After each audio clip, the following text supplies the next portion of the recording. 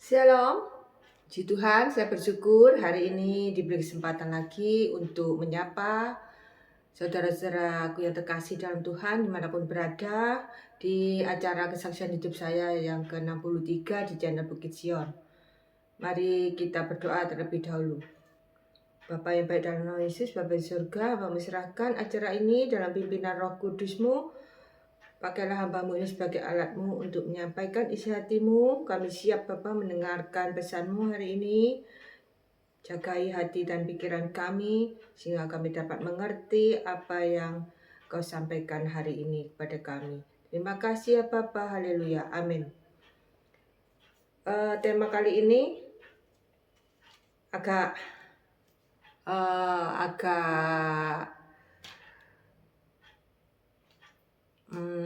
maksudnya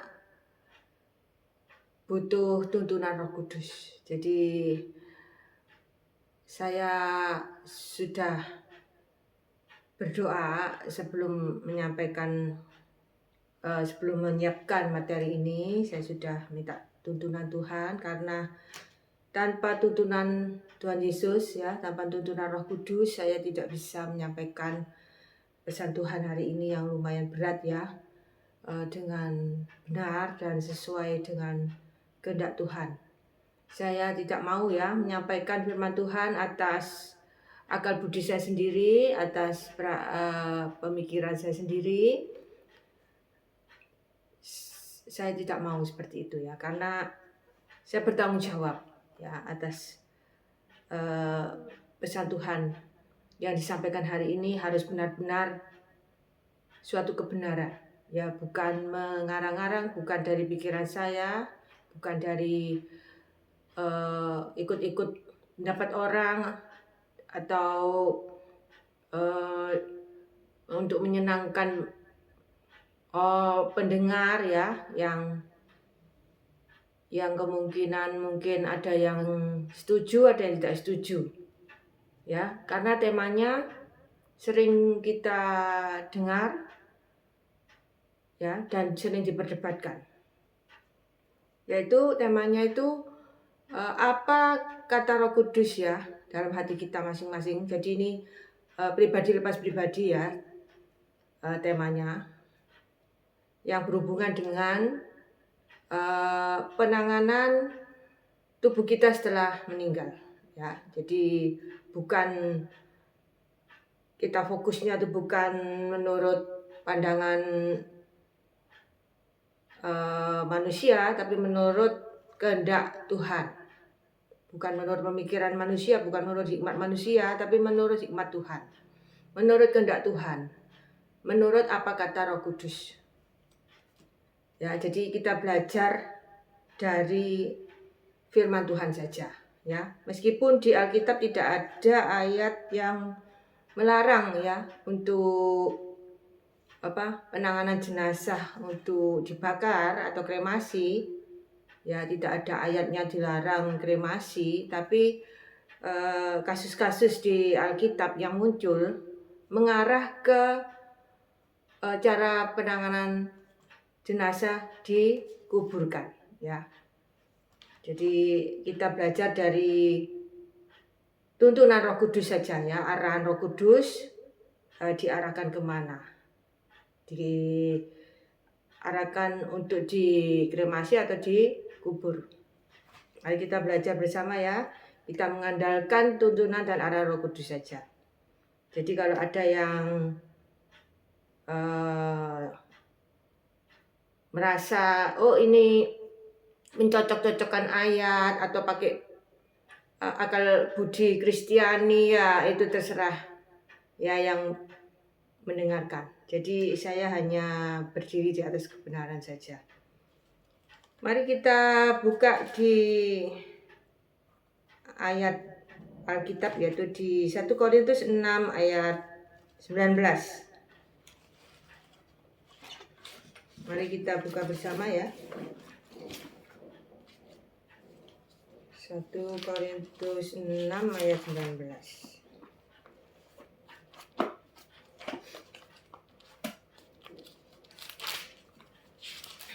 Sudah ketemu ya? Saya bacakan ya. 1 Korintus 6 ayat 19. Atau tidak tahukah kamu bahwa tubuhmu adalah bait Roh Kudus yang diam di dalam kamu, Roh Kudus yang kamu peroleh dari Allah, dan bahwa kamu bukan milik kamu sendiri? Saya ulang ya. 1 Korintus 6 ayat 19.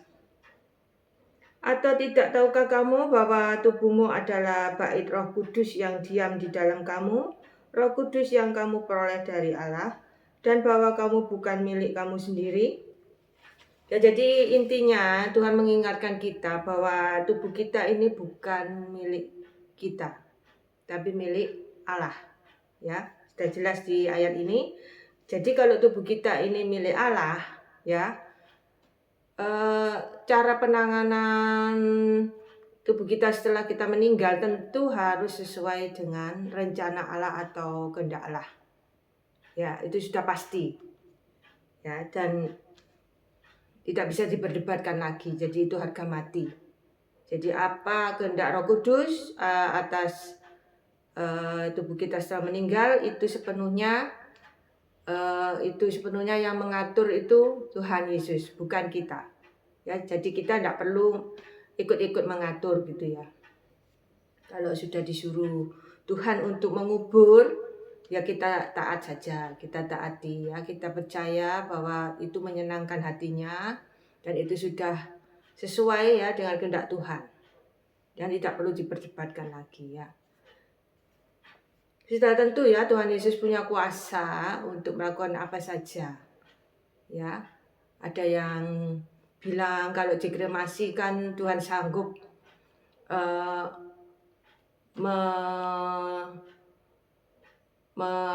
membuat tubuh kemuliaan meskipun sudah jadi abu.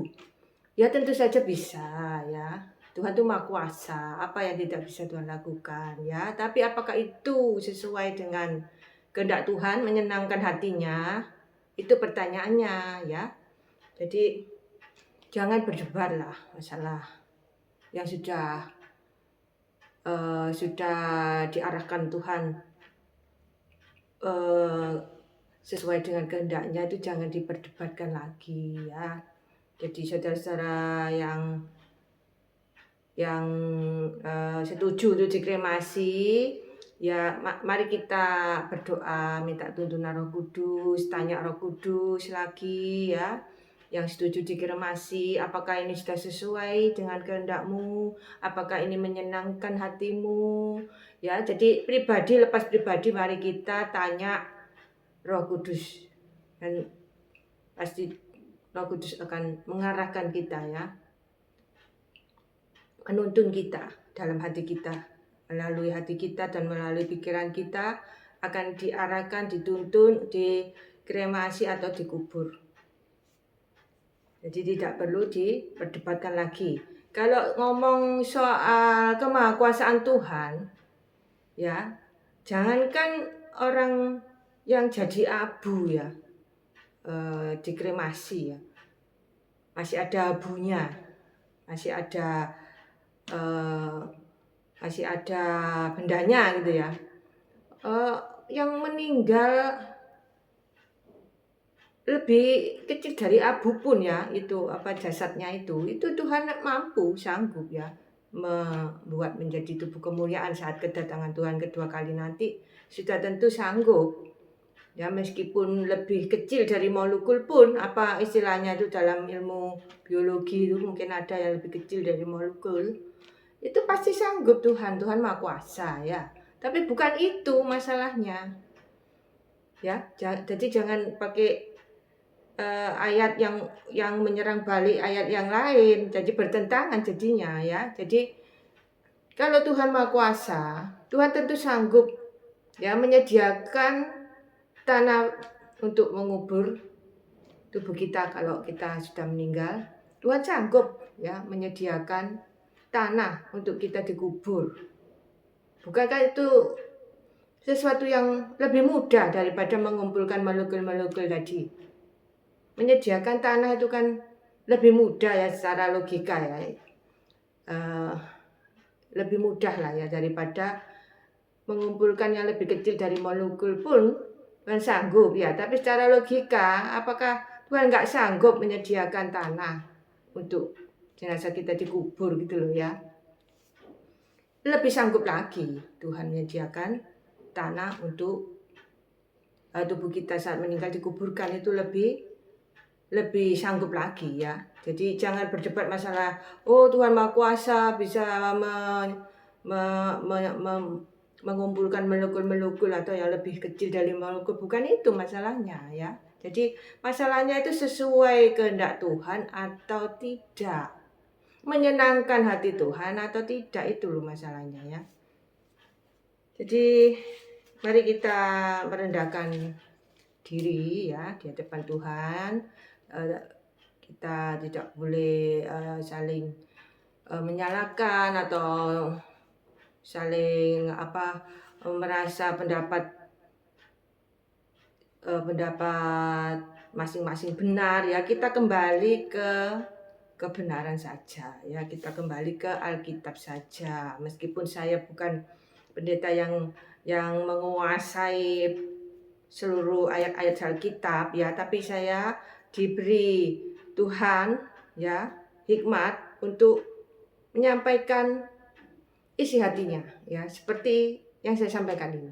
Jadi pribadi lepas pribadi kita minta arahan dan tuntunan Roh Kudus, kita ini dibakar atau dikubur, yaitu kita diarahkan Tuhan ya untuk tanya pada Tuhan ya, melalui doa, tanya Roh Kudus ya, dalam doa kita nanti Tuhan pasti menjawab ya, melalui hati kita, melalui pikiran kita. Kita ini tubuh kita nanti diapakan ya, dibakar atau dikubur. Jadi itu urusan pribadi kita masing-masing dengan Tuhan. Jadi tidak ada paksaan, tidak ada yang benar atau yang salah, semua itu kembali ke firman Tuhan. Jadi mari kita mendekatkan diri ya pada Tuhan, mengenal Tuhan lebih dalam lagi sehingga kita tahu apa kehendak Tuhan ya atas tubuh kita setelah meninggal. Selanjutnya ya kita baca lagi, yaitu di Roma 14 ayat 8. Saya bacakan ya. Roma 14 ayat 8.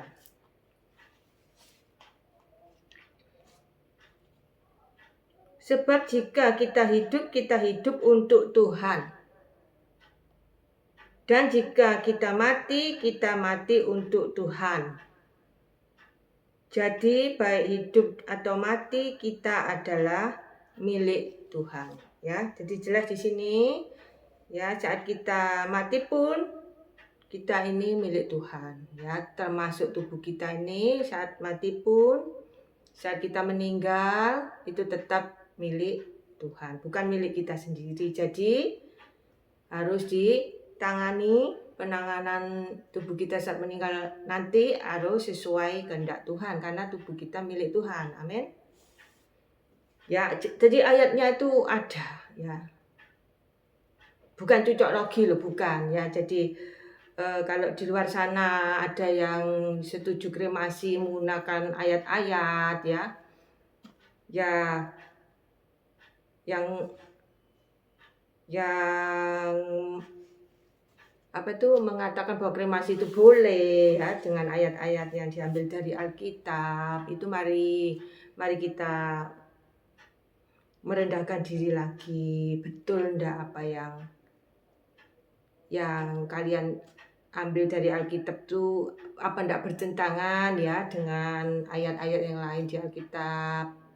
Ya ndak mungkin ada ayat yang satu bertentangan dengan ayat yang lain ya. Bukan cocok logi loh ya, saya bukan cocok logi. Jadi saya tidak mengatakan orang yang setuju kremasi juga cocok logi, tidak ya. Tapi mari kita sebagai satu tubuh ya, satu roh dalam Tuhan Yesus, satu tujuan ya. Kita mempunyai junjungan yang sama ya, gembala yang baik, imamat yang rajani yaitu Tuhan Yesus. Jadi mari kita ke satu tujuan tersebut. Apa yang menjadi kehendak Tuhan, rencana Tuhan, apa yang menyenangkan hatinya. Jadi kalau ada pemikiran yang tidak sesuai ya dengan kehendak Tuhan, saya tidak ingin ya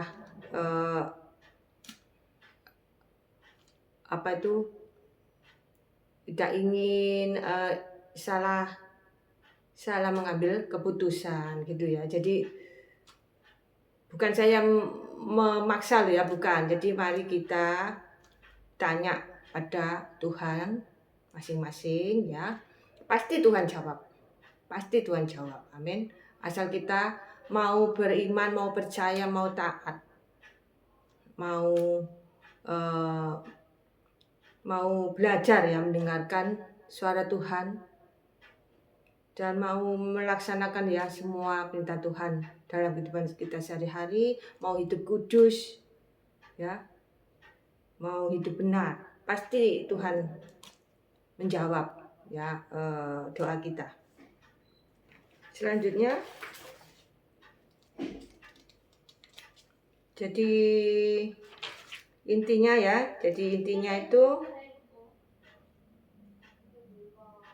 itu kalau kita percaya ya, beriman, kita pasti dapat tanah pekuburan. Tuhan pasti sediakan tanah pekuburan ya. Meskipun ada yang mempunyai masalah keuangan mungkin ya, beli tanah kuburan mahal mungkin, atau ada masalah lain ya, Tuhan pasti kasih solusi. Tuhan pasti kasih jalan keluar sehingga kita tidak melanggar ya kehendak Tuhan. Jadi kita bawa dalam doa saja ya, pergumulan kita, permasalahan kita, apa yang menghalangi kita untuk dikubur ya, baik itu faktor ekonomi, faktor peraturan suatu negara atau apa dan lain-lain ya, Tuhan pasti kasih jalan keluar ya, karena Tuhan Maha Kuasa tadi loh ya. Jadi jangan khawatir, Tuhan apa yang tidak bisa dilakukan oleh Tuhan itu tergantung iman kita ya, dan ketaatan kita, dan hidup kita hidup benar atau tidak, hidup kudus atau tidak ya. Kalau kita hidup benar, hidup kudus, taat, beriman, pasti Tuhan kasih solusi ya. Apapun permasalahannya, Tuhan pasti kasih solusi sehingga kita bisa dikuburkan. Selanjutnya ya, tema kedua yaitu kita belajar dari kisah Nabi Musa. Kita diingatkan Tuhan ya, bahwa kita ini tidak boleh fokus pada diri kita sendiri, tapi kita harus fokus pada Tuhan Yesus. Seperti Musa. Musa itu awalnya itu fokus pada dirinya sendiri. Ya, tidak fokus pada Tuhan, tidak fokus pada Allah. Ya. Akhirnya Musa diproses untuk fokus kepada Allah. Demikian juga hidup kita ya. Hidup kita ini diproses supaya tidak fokus pada diri kita sendiri, tapi fokus pada Tuhan Yesus ya, fokus pada Allah juga seperti Musa. Dan kalau Musa diberi kuasa ya untuk membelah laut ya,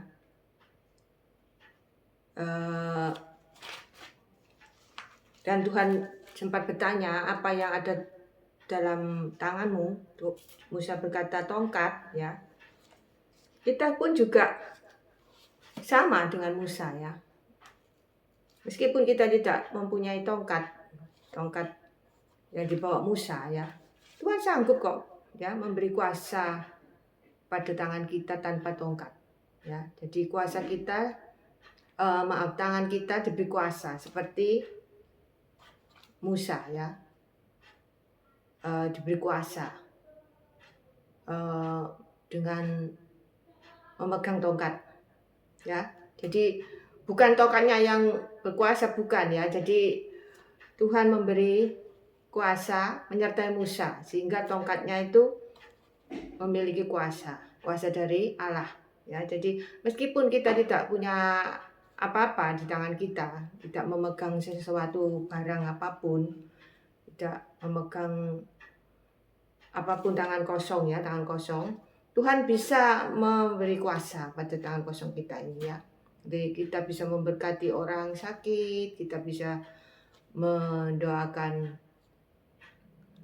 siapapun ya, dimanapun, kapanpun, dengan tangan kosong kita bisa ya menyembuhkan orang sakit ya, memberkati orang ya, dan mengusir setan pun kita diberi kuasa. Tangan kita diberi kuasa, amin. Ya, itulah pesan Tuhan ya. Jadi kita jangan fokus pada diri kita sendiri, tapi fokus pada Tuhan.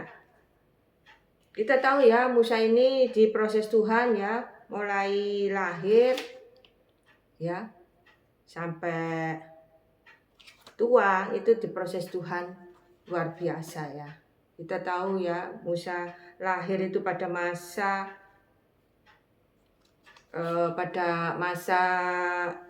yang tidak enak ya. Ada aturan anak yang baru lahir ya, anak laki-laki yang baru lahir pada zaman itu ya, anak orang Ibrani itu harus dibunuh.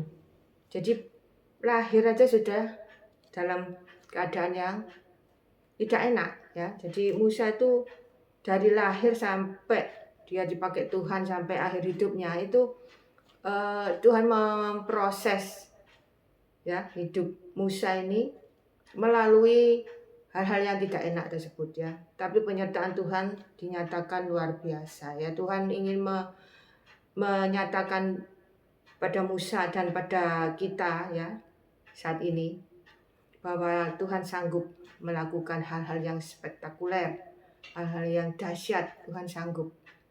Ya, kita lihat aja kehidupan Musa ya. Kalau tidak ada kuasa Tuhan yang spektakuler ya, saat dia lahir sudah pasti ya ketangkep dan dibunuh.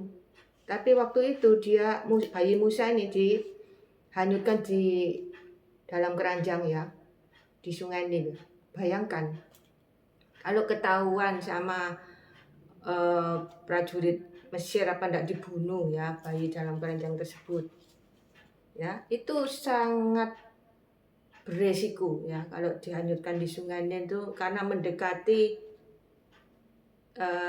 kerajaan Firaun. Hanyutnya itu malah masuk ke kerajaan musuh ya. Tapi Tuhan berkarya luar biasa sehingga Musa masuk ke kolamnya Ratu Mesir itu ya, dan ditemukan oleh pelayannya Ratu Mesir, dan akhirnya Ratu Mesir itu ya tergerak hatinya ya, dan mau merawat bayi Musa ini dengan sepenuh hati ya, sehingga tumbuh menjadi seorang pangeran yang tampan ya, yang berwibawa ya. Tapi tidak berhenti sampai di situ ya. Diproses lagi ya. Jalan Tuhan itu tidak selalu enak gitu ya. Jadi Musa itu mengalami proses lagi ya, sehingga dia sampai melarikan diri ke Midian ya, menjadi seorang penggembala di Midian ya. Dari seorang pangeran ya berubah total ya 180 derajat menjadi seorang penggembala, itu tidak mudah ya, butuh penyesuaian, butuh adaptasi yang berat ya. Tapi Musa bisa ya menyesuaikan diri, bisa beradaptasi dengan statusnya yang baru ya sebagai penggembala. Status penggembala zaman itu ya, waktu itu adalah orang upahan. Ya, jadi begitu mencolok ya perbedaannya, ya itulah proses Tuhan. Kadang tuh proses Tuhan itu bisa membuat seseorang itu turun status gitu ya. Tapi Tuhan akhirnya memakai Musa luar biasa. Jadi kita jangan khawatir ya kalau kita itu sampai turun status ya, atau kita mengalami hal-hal yang tidak enak, itu jangan khawatir. Itu cara Tuhan memproses kita ya. Tapi kita nanti pasti endingnya itu pasti luar biasa ya. Jadi kalau diproses seperti derajat kita turun atau ekonomi kita kok tambah seret atau gimana, jangan takut. Itu proses Tuhan. Kita tetap bekerja dengan tekun, kita tetap berjuang ya, kita tetap berdoa pada Tuhan ya. Pasti kita bisa melewati proses Tuhan itu dengan baik. Amin. Jadi jangan ada kata menyerah, jangan ada kata putus asa ya. Saat keadaan kita mulai tidak enak, itu proses Tuhan. Karena Tuhan mau membawa kita ke level yang lebih tinggi. Seperti Musa ya, dipakai Tuhan luar biasa ya. Akhirnya bisa menyelamatkan satu bangsa ya, luar biasa ya. Jadi Tuhan memakai Musa luar biasa karena Musa taat ya, dan Musa belajar untuk percaya dan taat pada kehendak Tuhan dan menyenangkan hati Tuhan. Jadi kita juga belajar ya untuk taat dan menyenangkan hati Tuhan seperti Musa ini ya, supaya kita ini dipakai Tuhan luar biasa untuk kemuliaannya ya, untuk meninggikan namanya. Kita harus belajar untuk taat dan menyenangkan hati Tuhan ya. Demikian juga kita anak-anaknya ya, belajar dengar-dengaran suara Tuhan, belajar taat, belajar setia pada Tuhan ya, belajar menyenangkan hati Tuhan meskipun tidak mudah ya. Proses dari Tuhan itu kadang berat, tapi Tuhan pasti memberi kekuatan pada kita dan menopang kita. Jadi kita tidak sampai jatuh tergeletak ya, tapi tangan Tuhan menopang kita dan mengangkat kita, memulihkan keadaan kita kembali. Amin. Ikuti saja ya cara Tuhan. Tuhan yang mengatur semuanya. Ya, Tuhan yang mengatur semuanya. Kita belajar ya. Kita belajar kalau Tuhan yang merencanakan sesuatu ya, Tuhan pasti melaksanakannya ya. Jadi kalau Tuhan berfirman ya, Tuhan pasti menggenapinya. Jadi kita belajar untuk taat dan setia padanya. Amin. Jadi itulah ya pesan Tuhan hari ini.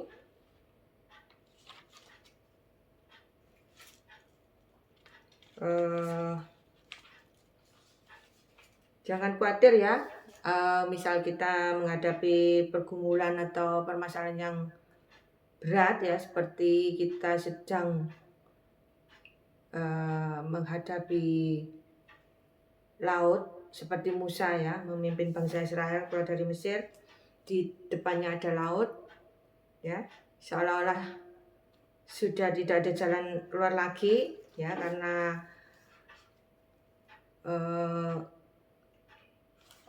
tidak mungkin ya mengajak bangsa Israel yang begitu banyak, ada ibu dan anak juga ya, untuk berenang ya melewati laut tersebut, kan tidak mungkin. Tapi Tuhan memungkinkan ya, dengan cara apa? Dengan cara Tuhan memberi kuasa pada Musa untuk ya membelah laut tersebut. Demikian juga permasalahan kita ya, seperti laut yang luas yang besar, seolah-olah sudah tidak ada jalan keluar. Tapi jangan khawatir ya, Tuhan pasti bisa membelah laut permasalahan kita. Amin. Jadi itulah ya. Jadi kita belajar ya dari Musa ini. Kita buka di itu ya, Keluaran 4 ayat 17. Keluaran 4 ayat 17. Saya bacakan ya. Dan bawalah tongkat ini di tanganmu, yang harus kau pakai untuk membuat tanda-tanda mujizat. Sekali lagi ya, saya ulang. Keluaran 4 ayat 17. Dan bawalah tongkat ini di tanganmu, yang harus kau pakai untuk membuat tanda-tanda mujizat. Amin. Ya, jadi kalau Musa diberi tongkat ya untuk melakukan tanda-tanda mujizat, ya. Kita pun ya, meskipun tidak punya tongkat, tangan kita ini diberi kuasa untuk melakukan atau membuat tanda-tanda mujizat. Amin. Bukan satu tanda loh ya, ini jamak. Tanda-tanda berarti lebih dari satu. Ya, amin. Luar biasa. Kita diberi kuasa untuk membuat tanda-tanda mujizat. Amin. Jadi kuasa Tuhan yang diberikan oleh Musa sama ya dengan kuasa Tuhan yang diberikan pada kita. Amin. Ya. Jadi kita bersyukur ya kalau kita diberi kuasa oleh Tuhan. Tangan kita diberi kuasa. Itu suatu anugerah. Kita syukuri. Ya, dan kita gunakan kuasa tersebut ya untuk menyenangkan hatinya, untuk meninggikan namanya, memuliakan namanya, dan sesuai dengan kehendaknya. Saya akhiri acara ini sampai di sini. Terima kasih sudah menyaksikan acara ini dari awal sampai akhir. Sampai ketemu di acara selanjutnya. Tuhan memberkati. Shalom.